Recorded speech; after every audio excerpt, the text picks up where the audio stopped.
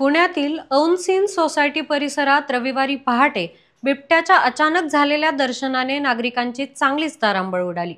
पहाटे 3:37 आरबीआय कॉलनीजवळ आणि नंतर 4 वाजता सिंध सोसायटीत हा बिबट्या सीसीटीव्हीमध्ये स्पष्टपणे दिसला। परिसरातील वॉचमनने तात्काळ ही माहिती रहिवाशांना दिली नसती तर सकाळी फिरायला बाहेर पडणाऱ्या अनेकांचा जीव धोक्यात आला असता। वन विभाग, रेस्क्यू टीम आणि पोलिसांनी मिळून तब्बल 20 तास शोध मोहीम राबवली। थर्मल ड्रोन, कॅमेरा ट्रॅप्स आणि गस्त पथके तैनात करण्यात आली। तरीही पहाटे 4 नंतर बिबट्या पुन्हा कुठेही दिसला नाही। त्यामुळे तो परत जंगलाकडे निघून गेला असण्याची शक्यता वर्तवली जाते। वनपाल विशाल यादव यांच्या मते मुळा नदीच्या मार्गाने बोपोडी विद्यापीठ परिसरातून खाद्याच्या शोधात बिबट्या औंधमध्ये आला असावा। सर्पमित्र अनिल कानसकर यांनीही सांगितल्याप्रमाणे पाषाण टेकडी परिसरातील खाद्य कमी झाल्याने बिबट्या शहराच्या दिशेने येण्याची शक्यता वर्तवली जाते।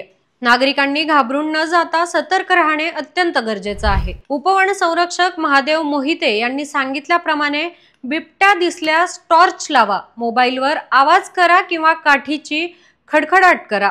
प्राणी माणसांच्या वस्तीपासून स्वतःहून दूर जातो, परंतु थेट संपर्क येऊ नये यासाठी पाळीव प्राणी मोकळे न सोडण्याच्या आणि रात्री अनावश्यक घराबाहेर न पडण्याच्या सूचना देण्यात आल्यात। ही पहिली घटना नाही। याआधी विमानतळ परिसर, निगडी, शेवाळवाडी आणि फुरसुंगी इथेही बिबट्याचं दर्शन झालं होतं। वन विभागाने नागरिकांना 1926 या हेल्पलाईनवर संशयास्पद हालचालींची माहिती देण्याचं आवाहन केले। औनसीन परिसरात अजून गस्ती वाढवण्यात आल्यात। विभाग सतत नजर ठेवत असून आवश्यक अपडेट्स नागरिकांना दिले जाणार आहेत।